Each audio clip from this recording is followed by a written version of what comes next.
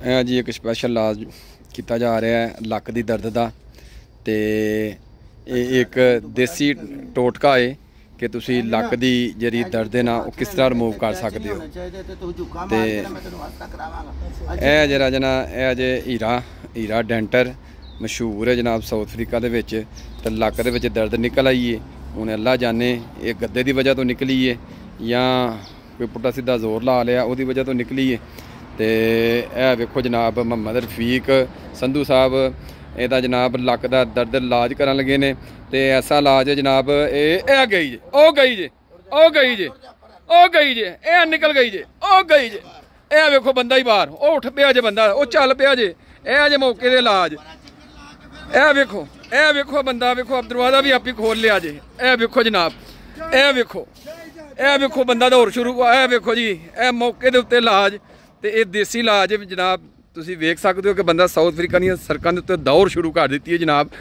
ਤੇ ਅਸੀਂ ਇਹਨਾਂ ਕੋਲ ਜਾਣਨ ਦੀ ਕੋਸ਼ਿਸ਼ ਕਰਾਂਗੇ ਕਿ ਇਹ ਕਿਸ ਤਰ੍ਹਾਂ ਆਪਣਾ ਫੀਲ ਕਰਦੇ ਨੇ ਪਏ। ਜੀ ਹੀਰਾ ਜੀ ਕਿਸ ਤਰ੍ਹਾਂ ਦਾ ਫੀਲ ਪੈ ਕਰਦੇ ਹੋ? ਅੱਗੇ ਨਾਲੋਂ ਬਿਹਤਰ ਹੈ, ਬਹੁਤ ਦਰਦ ਸੀ। ਅੱਛਾ, ਅਸੀਂ ਤੁਹਾਨੂੰ ਵੇਖਿਆ ਜਦੋਂ ਤੁਸੀਂ ਆਏ ਹੋ ਤੁਹਾਡੇ ਕੋਲ ਚੱਲਿਆ ਨਹੀਂ ਸੀ ਜਾ ਰਿਹਾ, ਲੱਕ ਤੇ ਹੱਥ ਵੀ ਰੱਖਿਆ ਦਾ। ਹੁਣ ਬਿਹਤਰ ਹੋ ਗਿਆ। ਆਇਆ ਜੇ ਇਹ ਜੇ ਬੰਦਾ ਜਨਾਬ ਇਹ ਵੇਖੋ ਹੀਰਾ ਡੈਂਟਰ। ਤੇ ਡੈਂਟਰ ਜਨਾਬ ਗੱਡੀਆਂ ਦੀ ਡੈਂਟਿੰਗ ਕਰਦਾ ਜੇ, ਦਰਵਾਜ਼ਿਆਂ ਦੀ ਨਹੀਂ ਜੇ। ਮਤਲਬ ਤੁਸੀਂ ਘਰ ਦੇ ਦਰਵਾਜ਼ੇ ਦੀ ਡੈਂਟਿੰਗ ਵਾਸਤੇ ਬੁਲਾਉਣਾ ਸ਼ੁਰੂ ਕਰ ਦਿਓ। ਤੇ ਇਹ ਜਨਾਬ ਇਹ ਜੇ ਰਫੀਕ ਸੰਧੂ ਸਾਹਿਬ ਜਨਾਬ ਜੁੱਤੀ ਲਾ ਕੇ ਉਹਨਾਂ ਨੇ ਠੁੱਡ ਮਾਰਿਆ।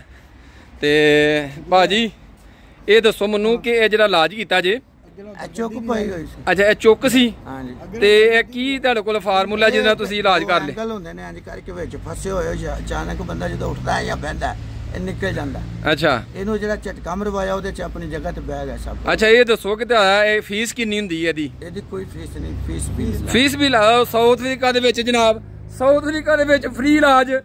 ਕਿਆ ਬਾਤ ਹੈ ਜਨਾਬ। ਤੁਸੀਂ ਇਹਨਾਂ ਨਾਲ ਰਾਬਤਾ ਕਰ ਸਕਦੇ ਹੋ ਮੁਹੰਮਦ ਰਫੀਕ ਸੰਧੂ ਸਾਹਿਬ ਦੇ ਨਾਲ। ਤੇ ਜਨਾਬ ਫ੍ਰੀ ਇਲਾਜ ਵਾਸਤੇ ਤੁਸੀਂ ਆ ਜਾਓ। ਤੇ ਮੈਂ ਉਮੀਦ ਕਰਨਾ ਤੁਹਾਨੂੰ ਅੱਜ ਦਾ ਵਲੌਗ ਪਸੰਦ ਆਇਆ ਹੋਵੇਗਾ। ਇਹ ਹਾਂ ਸਾਹਿਬ ਨੇ। ਹਾਂ ਸਾਹਿਬ ਤੁਸੀਂ ਵੀ ਦੱਸੋ ਸਾਡੇ ਵੀਵਰ ਨੂੰ ਕੁਝ। ਬਸ ਜੀ ਖੁਸ਼ੀ ਰਹੋ ਤੇ ਸਾਰਿਆਂ ਨੂੰ ਖੁਸ਼ੀਆਂ ਵੰਡੋ ਤੇ ਇਹੋ ਹੀ ਇਲਾਜ ਹੈ। ਤੁਹਾਡੀ ਜ਼ਿੰਦਗੀ 'ਚ ਕਿੰਨੇ ਕੰਮ ਬਾਕੀ ਰਹਿ ਗਏ ਨੇ? कहते हैं कि लोगों की ज़िंदगी में गम होते हैं, हमारे लोगों की ज़िंदगी में टेंशनें होती है, हमारी टेंशनों में थोड़ी सी ज़िंदगी बची है। ਲਓ ਜੀ ਕਹਿੰਦੇ ਨੇ ਟੈਨਸ਼ਨਾਂ ਜ਼ਿੰਦਗੀ ਬਚੀ ਹੈ। ਮੈਂ ਉਮੀਦ ਕਰਨਾ ਕਿ ਤੁਹਾਨੂੰ ਇਹ ਵਲੌਗ ਪਸੰਦ ਹੋਇਆ ਹੋਵੇਗਾ। ਤੇ ਇਹਦੇ ਬਾਰੇ ਤੁਸੀਂ ਕੁਝ ਜਾਣਨਾ ਚਾਹੁੰਦੇ ਹੋ, ਕੁਝ ਕਹਿਣਾ ਚਾਹੁੰਦੇ ਹੋ ਤੇ ਕਮੈਂਟ ਕਰਕੇ ਸਾਨੂੰ ਜ਼ਰੂਰ ਦੱਸੋ। ਮੇਰੀ ਗੱਲ ਨੂੰ ਸੀਰੀਅਸ ਨਾ ਲੈਣਾ, ਐਵੇਂ ਮੁਹਾਵਰਾ ਹੈਗਾ ਜੇ। ਤੇ ਸ਼ੁਕਰ ਅਲਹਮਦੁਲਿਲਾ, ਸ਼ੁਕਰ ਅਦਾ ਕਰੋ ਅੱਲਾਹ ਤਾਲਾ ਜਿਸ ਹਾਲ 'ਚ ਅੱਲਾਹ ਤਾਲਾ ਨੇ ਤੁਹਾਨੂੰ ਰੱਖਿਆ ਹੈ ਤੇ ਬਹੁਤ ਬਿਹਤਰ ਰੱਖਿਆ ਹੈ, ਬੜਿਆਂ ਕੋਲੋਂ ਬਿਹਤਰ ਰੱਖਿਆ ਹੈ, ਜਿੰਨਾ ਸ਼ੁਕਰ ਅਦਾ ਕੀਤਾ ਜਾਏ। ਲਓ ਜੀ ਅਗਲੀ ਵੀਡੀਓ ਤੱਕ के लिए अल्लाह हाफिज़।